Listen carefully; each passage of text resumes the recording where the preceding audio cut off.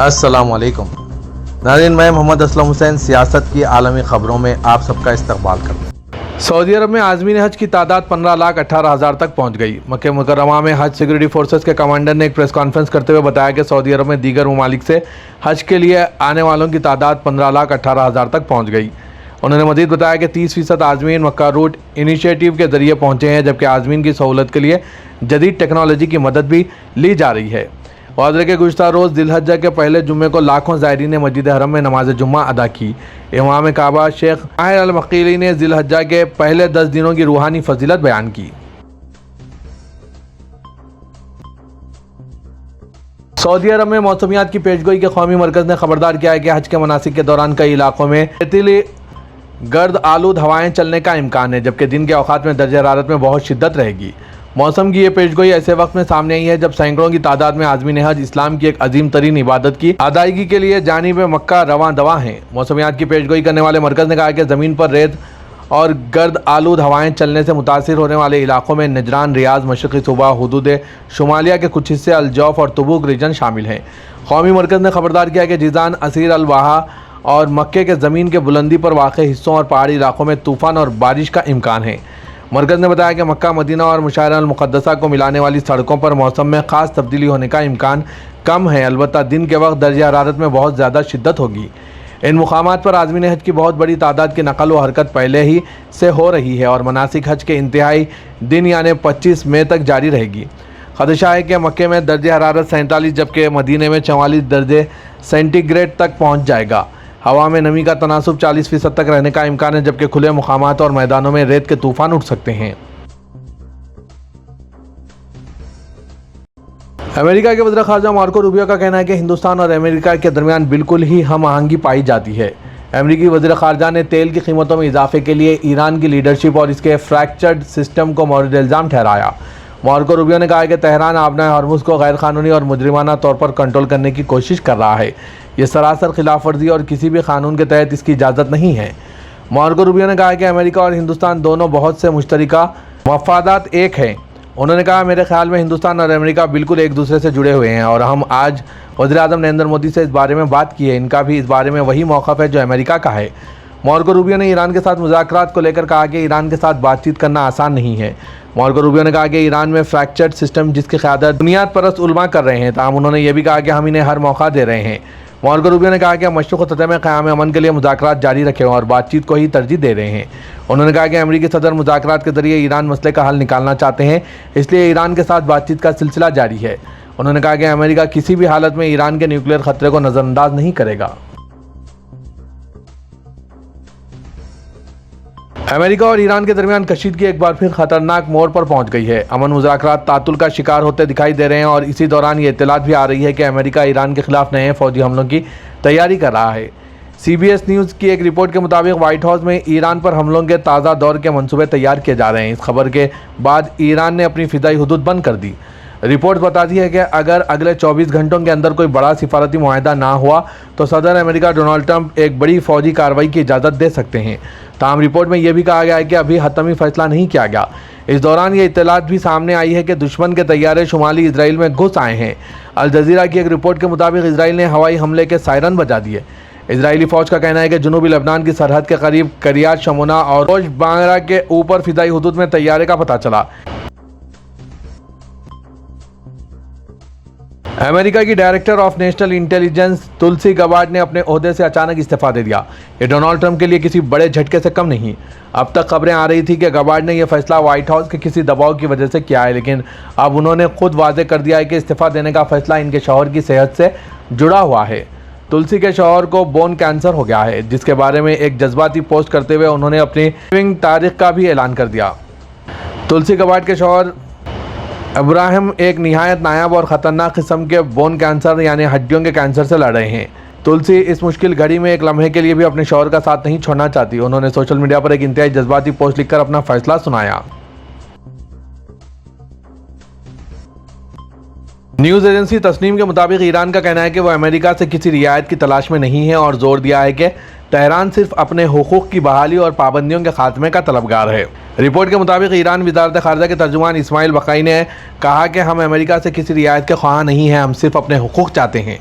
तर्जुमान ने कहा कि ईरान मुतालबा कर रहा है कि अमेरिका की ईरानी अवाम के खिलाफ मुजरिमाना कार्रवाइयों का खात्मा किया जाए। उन्होंने कहा कि पाबंदियां ख़त्म की जानी चाहिए, ईरान के मुंजमद असासे जारी किए जाएँ और मुल्क के लिए दस्तयाब किए जाएँ। उन्होंने मज़ीद कहा कि गुज़श्ता 5 दिहाइयों से हम उन इक़दामात के ताबे रहे हैं जिन्हें वह खुद क्रिपलिंग सैंक्शंस कहते हैं। बखाई ने कहा कि पाबंदियां मुख्तलिफ बहानों के तहत आयद की गई थी, बुनियादी तौर पर इस दावे की बुनियाद पर कि वाशिंगटन ईरान को जौहरी ख़तरा समझता है। ईरान की तरफ से खित्ता या दुनिया में किसी भी फरीक के खिलाफ कोई जौहरी ख़तरा मौजूद नहीं रहा। वर्ल्ड बैंक की एक दाखिली दस्तावेज़ के मुताबिक इत्तला दी है कि ईरान की जंग शुरू होने के बाद से 27 ममालिक ने जो वर्ल्ड बैंक के मौजूदा प्रोग्राम से तेज़ी से फंडिंग तक रसाई के लिए बहरीनी मैकेनिज़्म की राह अपनाए हैं। एजेंसी ने वर्ल्ड बैंक के इन दस्तावेज़ के हवाले से ममालिक या मुमकिना तौर पर मतलूबा मजमूई फ़ंड्स की रकूम को ज़ाहिर नहीं किया। दस्तावेज़ से पता चलता है कि 28 फरवरी को अमेरिका और इसराइल के ईरान पर हमले शुरू होने के बाद से 3 ममालिक ने फाइनेंशियल मॉडल्स की मंजूरी दे दी थी, जबकि दीगर ममालिक इस अमल को मुकम्मिल कर रहे थे। ये जंग और आलमी तोनाई मंडियों में हुए खलल आलमी सप्लाई चेन को मुतासिर कर चुका है और इससे तरक्की पजीर ममालिक तक खाद की तरसील रुक गई है। केनिया और इराक़ के अहलकारों ने तस्दीक की है कि अफ्रीकी मुल्क में ईंधन की कीमतों में तेज़ी और इराक़ में तेल की आमदनी में बड़े पैमाने पर कमी की बिना वो वर्ल्ड बैंक से जंग के असरात से निपटने के लिए फौरी माली मदद तलब कर रहे हैं। ये 27 ममालिक इन 101 ममालिक में शामिल है जिनके पास किसी न किसी शक्ल में क़ब्ल बहरान तयशुदा मालियाती मुआहदों के तहत रसाई मौजूद थी। अमेरिका की ट्रंप इंतजामिया ने ग्रीन कार्ड हासिल करने का अमल मजीद सख्त कर दिया है। ट्रंप इंतजामिया ने आज एक वसी नई पॉलिसी का ऐलान किया जिसका मकसद अमेरिका में पहले से मौजूद तारिकीन वतन के लिए मुस्तकिल रिहाइश यानी ग्रीन कार्ड हासिल करना मजीद मुश्किल बनाना है। ये इक़दाम कानूनी इमिग्रेशन को सख्त हद तक महदूद करने की मुहिम का हिस्सा करार दिया जा रहा है। अब अमेरिका में मुस्तकिल रिहाइश के लिए दरख्वास्त गुजारों को आम तौर पर बैरून मुल्क से अप्लाई करना होगा। ट्रंप इंतजामिया का कहना है कि ग्रीन कार्ड के ख्वाहिशमंदों को दरख्वास्त देने के लिए अमेरिका छोड़ना ही होगा। हुकाम के मुताबिक अब बहुत से ऐसे तारिकीन वतन जो ग्रीन कार्ड हासिल करना चाहते हैं, इन्हें अमेरिका में रहते हुए ये अमल मुकम्मिल करने की इजाज़त नहीं होगी। इसके बजाय ज़्यादातर दरख्वास्त दहिंदगान को अपने आबाई ममालिक वापस जाकर अमेरिकी कौंसल खाने के ज़रिए इमिग्रेंट वीज़े के लिए दरख्वास्त देना होगा। ट्रंप नई गाइडलाइन में जिन नॉन इमिग्रेंट्स का जिक्र किया है इनमें इंटरनेशनल स्टूडेंट्स, आर्जी वर्कर्स और सयाह शामिल है जो मुतासर होंगे। सिर्फ इंतहाई गैर मामूली सूरत हाल में किसी शख्स के लिए स्टेटस की दरख्वास्त को एडजस्ट किया जा सकेगा। सिक्योरिटी ज़राए से हासिल मालूमात के मुताबिक तुर्किया कौमी खुफिया सर्विस ने सरहद पार एक ऑपरेशन करके दाइश के खिलाफ अहम कामयाबी हासिल की। कौमी खुफिया सर्विस ने शाम में शामी इंटेलिजेंस के साथ मुश्तरका ऑपरेशन नतीजे में बुलेटिन के तहत मतलूब 10 दाइश रुकनों को गिरफ्तार करके तुर्किया मुंतकिल किया। कौमी खुफिया सर्विस और महकमा पुलिस के दहशतगर्दी से निपटने वाले शोबे के मुश्तरका काम के बाद इनमें से 9 को हिरासत के बाद जेल भेज दिया गया, जबकि एक के रिमांड की मुद्दत में तोसी की गई। गिरफ्तार शुदगान में से एक का ताल्लुक इनखला रेलवे स्टेशन हमले से। कौमी खुफिया सर्विस की मालूमात की बुनियाद पर मालूम हुआ है कि तुर्क निज़ाद अफराद तुर्किया से शाम गए और वो दाइश में शामिल हो गए। तहकीकात के दौरान ये बात सामने आई है कि ये अफराद दाइश के अंदर सरगर्म रहे और माजी में तुर्किया में मुतअद्दिद दहशतगर्दाना वाक़यात में भी इनका किरदार रहा है। मशरिक़ सतह की जंग के बारे में सिफारतकारी तेज़ी पकड़ रही है तो ईरान एक नए अमरीकी अमन मनसूबे का जायज़ा ले रहा है। यह खबरदार कर रहा है कि किसी मुआहदे के रास्ते में ताहाल गहरे तनाज़ात मौजूद हैं। ईरानी वज़ारत ख़ारिजा के तर्जुमान इस्माइल बखाई ने आज खबरदार किया कि फील्ड मार्शल आसिम मुनीर का दौरा इस बात का इशारा नहीं कि हमने कोई संग मेल या फैसला कुन सूरत हाल हासिल कर ली है। ईरान की खबरसां NCSNA के मुताबिक उन्होंने मजीद कहा कि ईरान और अमेरिका के दरमियान इख्तिलाफात गहरे और वसी है। दरअसल अमेरिकी मीडिया ने रिपोर्ट किया कि अमेरिका ईरान पर नए फौजी हमलों का जायजा ले रहा है। CS और एक्सक्यूज़ की रिपोर्ट्स इसी से चंद घंटे कबल आई जब अमेरिकी सदर डोनाल्ड ट्रंप ने कहा कि वो इस हफ्ते अपने बेटे की शादी में शिरकत नहीं करेंगे। वजह बताई गई कि वो हुकूमती हालात और अपनी मोहब्बत बराए रियासत मुत्तहिदा अमेरिका की वजह से ये कदम उठा रहे हैं। पाकिस्तानी वज़ीर-ए-आज़म शहबाज शरीफ आज हफ्ते को चीन के 4 रोज़ा दौरे के लिए रवाना हो गए। बताया गया कि इस दौरे का मकसद हिकमत अमली में हम आहंगी को मजबूत करना है।